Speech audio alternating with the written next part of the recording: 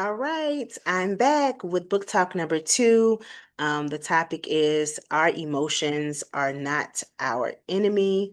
And this is a huge paradigm shift.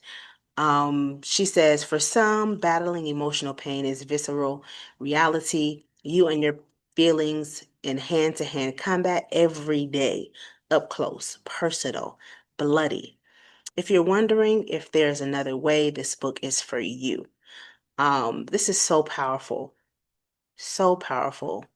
Um, I think a lot of us, particularly those, um, millennials, boomers, we were not um, taught to manage our emotions well. Either we were taught to suppress them or avoid them, um, and we really weren't given permission to express our emotions freely. And I think, it was for several reasons, but mainly because back in the day, nobody had time to deal with your emotions. Like our parents were in survival mode. They were trying to provide for us. They were concerned about, did we have our day-to-day needs met? It wasn't about, how we felt.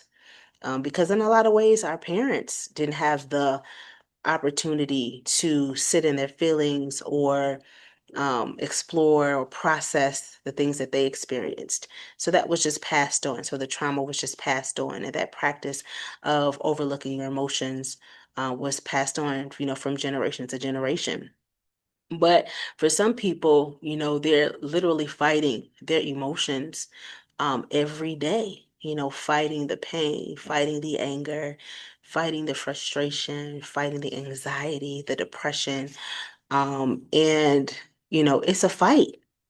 They're fighting all of the feelings.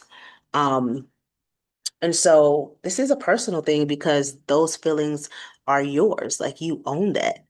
But in her book, The Garden Within, and Dr. Anita Phillips talks about emotions not as our enemies, but emotions as signs or signals to what is going on with us.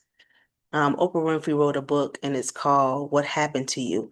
A lot of times we see people who are struggling emotionally, even in faith communities, and we ask the question, what's wrong with that person? Well, we need to ask what happened to that person? What is the trauma that they experienced and how what trauma are they carrying and what are the consequences or what's the impact of that trauma upon their lives, or upon them mentally, emotionally, psychologically, spiritually, right? But there is another way. You know, you don't have to fight your emotions. And I'm so glad I learned that. I don't have to fight my emotions. I don't have to suppress my anger. I don't have to be so stoic, that I cannot express how I feel. So in some communities, being Christian means you can't smile. Being Christian means you're stuffy. Being Christian means that you are uh even rude, you're so super spiritual that you cannot, do things that are natural. And so, we don't have to live that way. We can be balanced. We can laugh. We can joke. We can live in this world.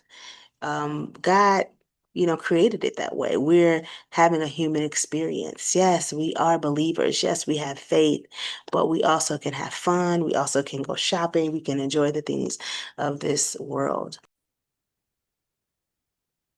So it's very important for me that people know and understand that Christians are people. We're not superhuman. We do have supernatural power within the Holy Spirit, but we are not superhuman. We have problems, we have issues, we face life challenges, and our faith does not um, make us exempt from hard times. We have hard times too. but it is our faith that sustains us. And so I want us to really sit with our emotions and discover, what does this say about me? What is this saying? What is this emotion that I'm feeling telling me about who I am and what I've experienced? And then how will I take that emotion and manage it well? How can I communicate those feelings to other people in my life in a way in which they understand? And what do I really need right now based on, the emotion that I'm feeling?